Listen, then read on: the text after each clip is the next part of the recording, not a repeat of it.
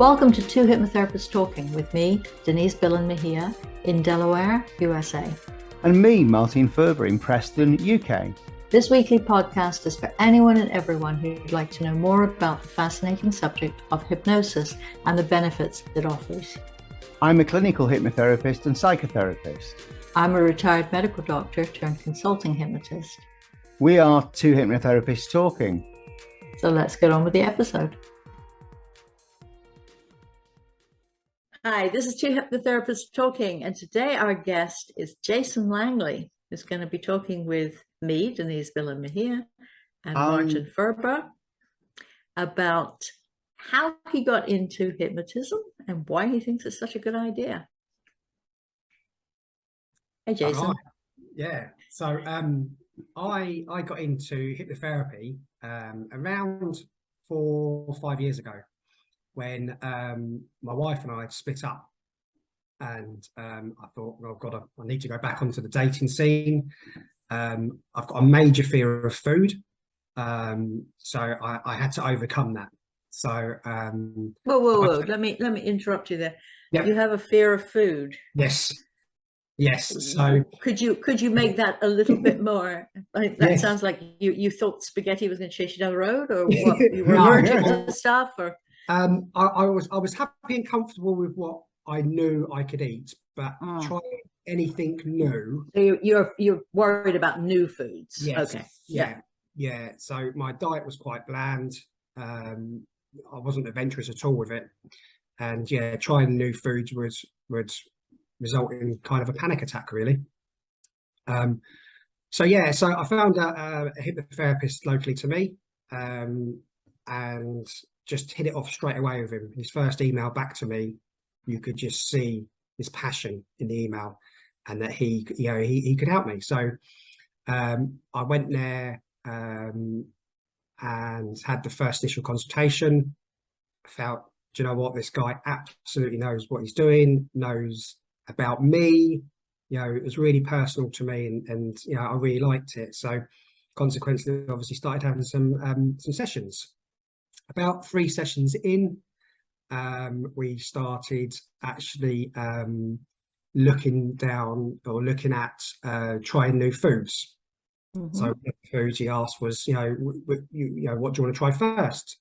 So I said, well, I'd like to try steak. Never tried it, would never clue on it at all, anything. So he did his session. We were there for about an hour, his session. I remember driving home thinking, is this really going to work? Got home. I think it was 2 days later, I had planned to have the steak. I remember it now clearly, sitting at the table, cutting the steak up and actually starting to eat it. And to this day, I still find it amazing. And even though I understand how it works, I still find it amazing because there was no panic attack. There was no anxiety around it. All that had just disappeared, all of that. And that was it. So I spent about 10 sessions with him in the end. And at the end of those sessions, we had spoken about me looking at becoming a counsellor. Mm-hmm. And I'd done my level 1 counselling here in the UK. Couldn't get onto level 2 because it was fully booked.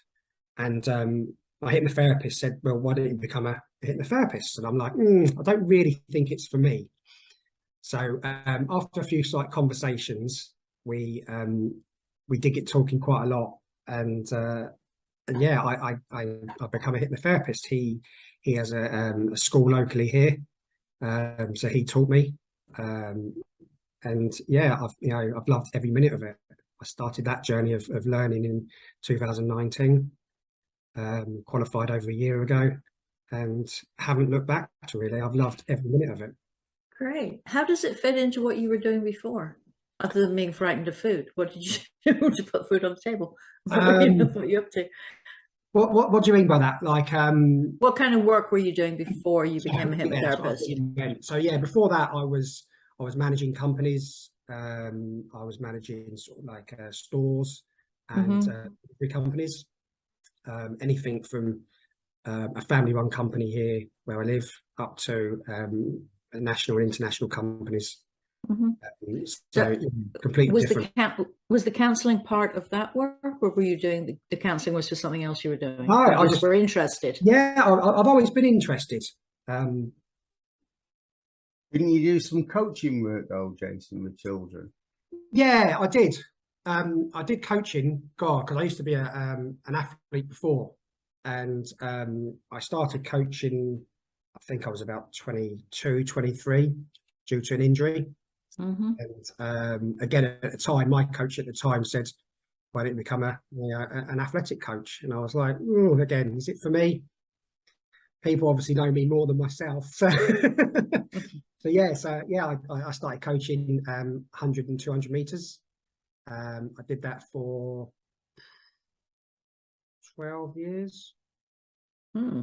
10 years, 14 Good years. chunk of time. Yeah. Yeah, Mm. so and I was quite successful at it.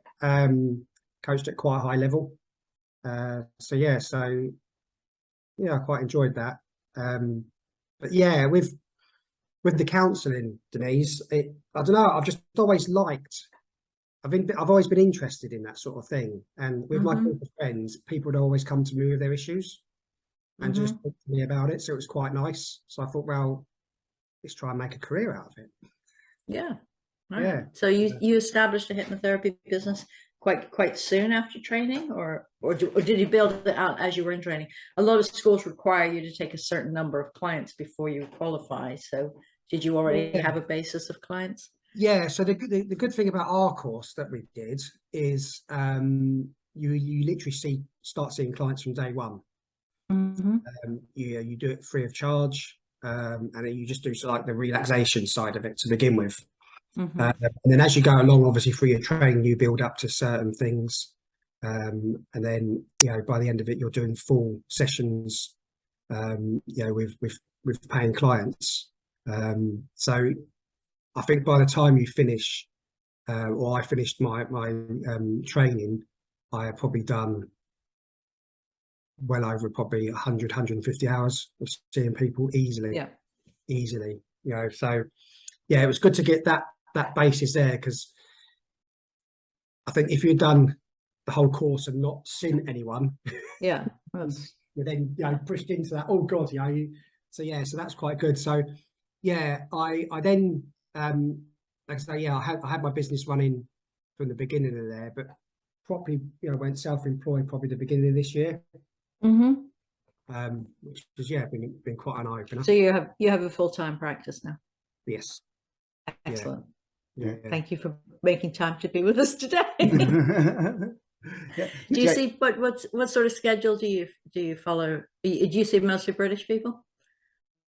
Yeah, I've seen one American person, which has been quite interesting. But mainly British people, and it's Are all you over. online? Yeah, Mostly yeah, online? Yeah, like me. No, I do both in person and online. Hmm. Yeah, I think most of them have been sort of like Paul, Dorset area, which is quite interesting because I don't Are have. you down south? You're Yes, yeah, I'm in the southeast.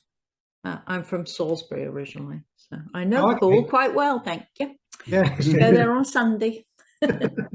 So what is your niche? Do you have a particular client that you market to? I know most of us will see anybody that comes and says they need help, but is there something that really pulls you? Yeah. So when I first started and really got into it, I really wanted to go down the PTSD route, Mm-hmm. and really enjoyed working with a few people with PTSD. The results I got were amazing. Mm-hmm. So that I thought I wanted to niche into that, but over time I've kind of pushed that to the back burner, and now I'm niching into teen anxiety. Mm-hmm. Over obviously the last few months when we've come out of Well, this lockdown. would mean, yeah, when Yeah, kids came out of lockdown, well, yeah, they were clearly anxious before, but now everybody can see them. So yeah. do you find that parents are calling you or kids calling you or schools calling you? How are you? It's more parents calling, saying obviously my child's obviously a bit anxious going back to school, or there are issues around school. So yeah, it's more parents than anyone else that contacts me. Mhm. We, on top of that, also have school shootings that kids are anxious about here in the Yeah, States. Yeah, completely different anxiety. Yeah, Yeah. fortunately, we don't Yeah, have you that get over pick- here. Mm. You can get PTSD just from the drills that they do. They're required to do. Yeah, I imagine Sorry, that. Yeah. that took a dark turn there. Sorry. But, so I know Martin's had to visit the dentist today, so he's going to be a Yeah. little quiet today. Normally he'd be a little more chatty. For those watching this on YouTube, you know, I'm looking a bit strange. I had a tooth out this morning, I'm afraid. So I'm going to leave the talking to Denise and Jason. They're doing a great job without me. So Jason, where do you see your business going? I just want it to grow more and more and more. You know, I want to get more into schools, Mhm. which is slowly happening. Obviously, at the moment, they're Would you go in as a counselor, or just introduce so the parents would be able to refer to you through being introduced to you at the schools, or would you go into the schools to work? So I want to go into the schools to help with anxiety around exams. Yeah, another big one. Yeah, I've got a program for that, which, like I say, at the moment I'm talking to a few schools in the local area to go in and deliver that program. Mhm. But yeah, I think mainly it's going to schools and do talks and get myself known, you know, as the go-to person for, you know, for their children's anxiety and mental health. Mhm. You know, invite parents, you know, to assemblies or after school talks as well, Mhm. to help them understand why their child's, you know, feeling the way they're feeling, and basically what, you know, I can do about it. And Mhm. if it's not me, there, you know, there's other people out there that definitely can help and support them as well. So yeah, that's where I see it going. Right. Do you get referrals from physicians? Have you reached out to the physician community, or that's you don't really work in the medical? It's more in the academic stuff. Yeah, no, I haven't reached out to any GPs yet. That is on my list. I think mainly for me, it's just getting to the schools first, Mhm. then start looking at probably the GPs and any local authorities as well. Mhm. Mm. What is the main message you would like the general public to know about hypnosis and the kind of work that you do? Other than you too can enjoy steak if you have hypnotism.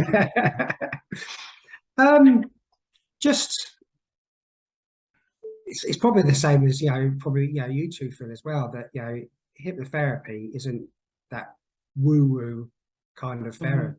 You know, it's, you know, I was trained by CPHT, and, you know, their approach and, you know, their knowledge is all based on neuroscience. You know, so when a client comes to me, you know, I can back everything I say up with neuroscience. Not that many people out there that can kind of say that. Mhm.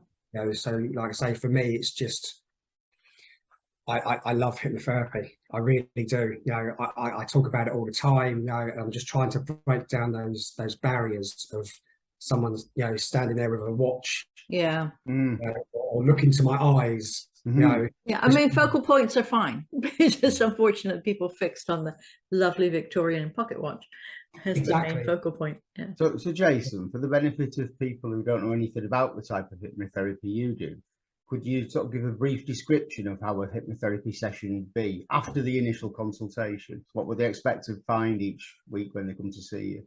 Yeah, so after initial consultation, it's very set with what obviously we do. We can change obviously certain things depending on obviously what the client says. It's, you know, it's not sort of kind of like a one size fits all. It's, you know, it's there to be adapted to, you know, the client that's in front of you and their needs. So, you know, the first thing obviously we do is make them feel comfortable and happy in themselves. You know, so we greet them, you know, with nice positive actions and words to help them get in their intellectual mind, to help them start, you know, to produce that serotonin and start making them feel happy. And then we start talking about what's been good over the last week. So they do have a little bit of homework where they have to write their diary down, you know, 3 things that have made them smile or be happy during the week. So that's quite nice. We then talk about a bit of brain revision. So if they say anything to me that I think, do you know what, I'm going to tell them a bit more about that, and help them understand why they're they're thinking that, or how they can change that part of their thinking as well. We then go on to the happiness scale. So how happy they are as they sit there in the chair. All of our hypnotherapy, we don't ask them anything about their past. We're great believers that we've lived the past, we've survived the past. For people who are listening, who aren't hypnotists, this is your particular, not your Yes. particular, but the way you were trained, the school of Yes. hypnotherapy that you follow. You don't Yes. do any regression work, you don't do memory work. Now that's interesting with trauma. So I realize I'm stopping your flow there for a bit. Right. If you talk about PTSD, most people have heard that EMDR is very useful for PTSD, which also does not require you to relive the trauma, but your brain is processing the trauma. You are not quite thinking about it while it's working in your brain. How would your form of hypnotherapy work with PTSD? So that's a great question. So with that, obviously, we do obviously a rewind and reframe technique, but with depending on what their PTSD is, the trauma is, we wouldn't revisit that. So let's just take someone that has trauma from the army. Mm-hmm. Has lived obviously quite traumatic times, in Iraq or wherever in the world been. They may have an issue going to fill their car up with petrol, because the smell of petrol obviously brings back that trauma. Mm-hmm. If someone come to me with that sort of trauma, I wouldn't then go and relive their past. What I would do is try and reframe them going to the petrol station and making it more of a positive experience for them going to the petrol station. So they're not going there with the anxiety already building up going there, and then obviously maybe having flashbacks, panic attacks, when they're trying to fill their car up. Mm-hmm. Are you able to change the response to that trigger of the smell of petrol? Yes, yeah, because all we do is ask them how they would want their perfect situation of going to the petrol station is. So when they go into the relaxed state, we then go over that image again, that memory again. Obviously, we know that the brain can't tell the difference between imagination and reality. So them living. So just to clarify, the memory you're talking about is going to the petrol station, not what was going on in Iraq. So that they would be living that memory of going to the petrol station, and not having a panic attack, not having anxiety, having a great experience for them, going to the petrol station. And then, like I say, when they're in trance, so relaxed state, they would then be thinking about that image all the time, so it's embedded in their mind. So when they actually go back to the petrol station, the mind cannot go, right, this is a dangerous situation, because it's seen that perfect happy image for them. Overrides that image, and then they then go and have a great experience and don't relive. I'm very amused by a great experience at petrol station, but I think it's probably not the greatest word to use, is it? A great experience at a petrol station, but oh, I got a candy bar. You can, but you can at least have a neutral or not unpleasant experience at the petrol station. You'd say hello to somebody nice. Yes. Because we always got sticker shock. I imagine the petrol has gone up considerably in the UK as well recently. We had some. Our petrol is way cheaper here than in the UK, and we buy it by the American gallon, and you buy the. Are you still on liters? No, you've Brexited? Yeah, we're on liters. You haven't gone back completely. Okay, but it's. I mean, that was like, that's so cheap. No, it's not. You're a tiny bit of petrol. Yeah, it's working out over here about £9 a gallon at the moment for petrol. Oh Lord, yeah, that's way worse than ours. Ours is falling again, but it's still over $4 a gallon, which is rather rather less. Of course, our gallons are smaller than yours. There's so many things that are weird about this two countries separated by common language. So I'm sorry, I did interrupt you. So the basic thing is that a client will come in, have a very pleasant conversation with you, then have a very relaxing time with you, and walk out feeling happier. Would you ever make anybody cluck like a duck or a No. chicken, I should say? Definitely Okay. not. Definitely Okay. not. Jason, Excellent. going back to when you were an athletics coach, was Yeah. that mainly teenagers or was that people of all ages? Yeah, it was. I think the youngest person I had was 12. Mm. And I think the oldest person I think was 25.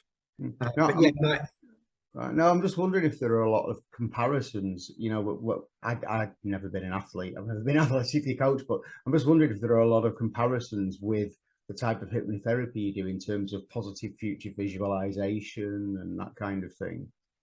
yeah, there definitely is. Definitely is. You know, when I qualified, I reached out to a couple of my old coaching friends Mm. and said what I was doing. And I said, look, if you've got any athletes, I'm happy to, you know, see them and, you know, and help them, you know, progress with their psychological skills. And I said to them, I said, oh my God, if I knew this when I was, you know, training myself or coaching, you know, my athletes would have been even better than what they were at the time. Yeah. Because it is the visualization and the power of visualization as well. It's just amazing. Absolutely. I have some colleagues over the side who, of course, work online everywhere in the world, but one is a golf hypnotist. That's his main clients. Right.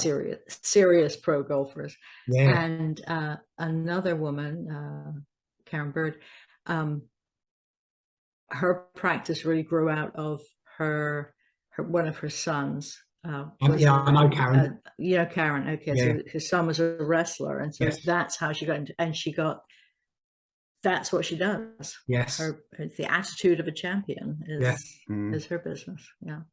Yeah. And of course, the famous, you know, the ski runs at Sochi. That's how people practice. They were up on and visualizing what they were doing. Yeah. Yeah. That's it. That's an amazing aspect of hypnosis, Course, which is probably rebranded to be something else, so it doesn't sound too woo-woo for people. Yeah. Hypnosis, folks. Yeah, of course, Jason, you've been trained by the school where Glenn Caitler, the boxer, Yes. world middleweight champion, was trained to be a hypnotherapist, which he became after he gave up his boxing. Yeah.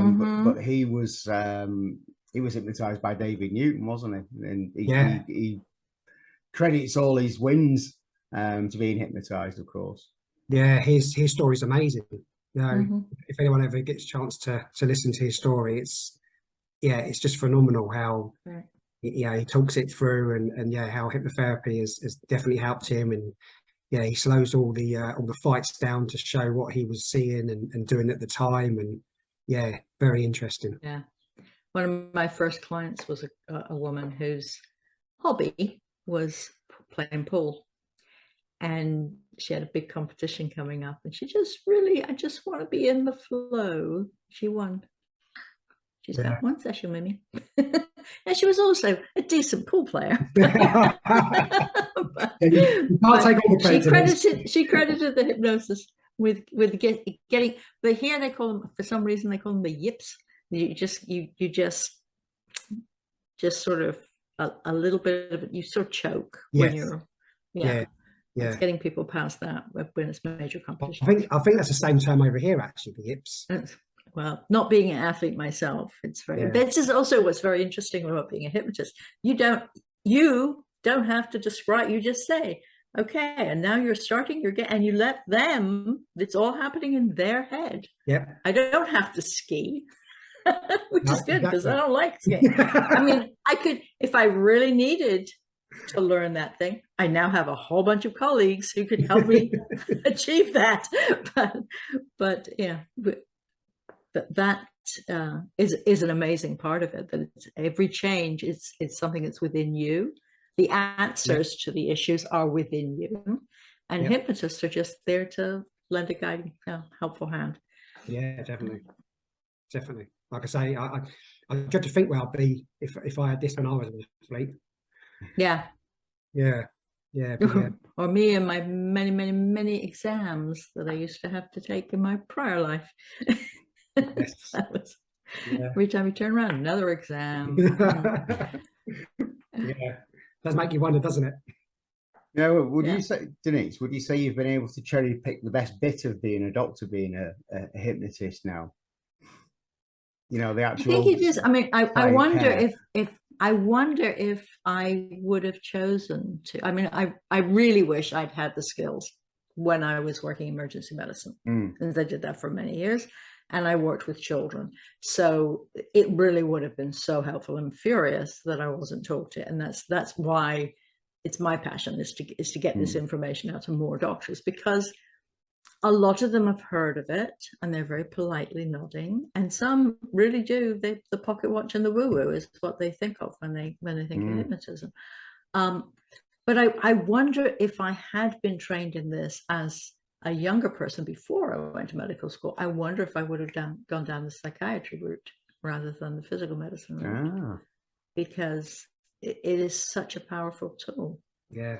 And it's just people like us that need to keep putting that positive message out about it. It's yeah, it is very wow. yeah. The changes can be really fast, and for some people they're not. I mean, that's part of the problem. Some people think they're going to come in and you're going to go, and now you are you're a fantastic chess player or something, and it's going to be an instant change. And for some people it is. It just is so wonderful that you can practice all these things in your mind and your brain can't tell the difference.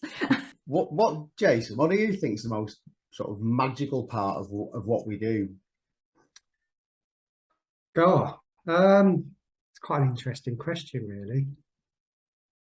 I think the whole lot. I know that sounds a bit open-ended, but it's the whole lot. It's, you know, when you get a client that just is so involved in what obviously they're meant to be doing to help themselves, the change is just so quick. You know, I remember a client within 4 sessions had changed their life around. You know, I had a client a few months ago who, but coming out of COVID, had a lot of social anxiety. She just couldn't make herself do the things she had been doing before. She's a widowed lady who just wanted to be social, not find a mate, just be out in the world and having friends. And so we had one session, and when I saw her 2 weeks later, as my standard is, so I don't think this is working. I said, okay, well, what have you been doing? She said, well, I joined a golf club and I go out walking with these people, and I'm having lunch with these people, and I'm going on 2 international trips. We shouldn't say it that way. She said, I'm going to X in April and I'm going to Y in July. So, oh, okay. Well, let me know if you need anything. Yeah, it's clients are funny like that, aren't they? They just don't see it. They don't see it, you know. And as professionals as we are, you know, we cannot say anything. You know, you just go, thank you very much. You're more than welcome to come back. What's lovely is this lady, she sent me a lovely little testimonial that I was a lovely therapist, and she was very happy she saw me. I'm glad she didn't write, it didn't work, I've got to go to the golf club now. Yeah. Well, that certainly went very quickly, Jason. We're almost out of time. How can people get in touch with you?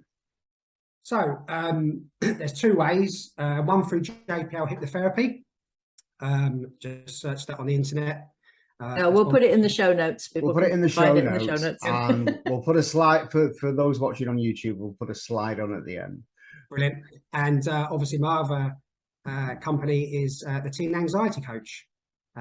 So yeah, either of them, get hold of me any way you like. So is that the teenanxietycoach.co.uk? Yes. Yep. Brilliant. No problem. So JPL. Yeah, so jplhypnotherapy.co.uk. All right. Well, I'm sure we'd both like to thank you very much for coming on. Yes, nice to meet you properly this time. Yeah, thank you. And you, Denise, as well. Yeah. Thank you very much. Thank you. Bye-bye. Bye-bye.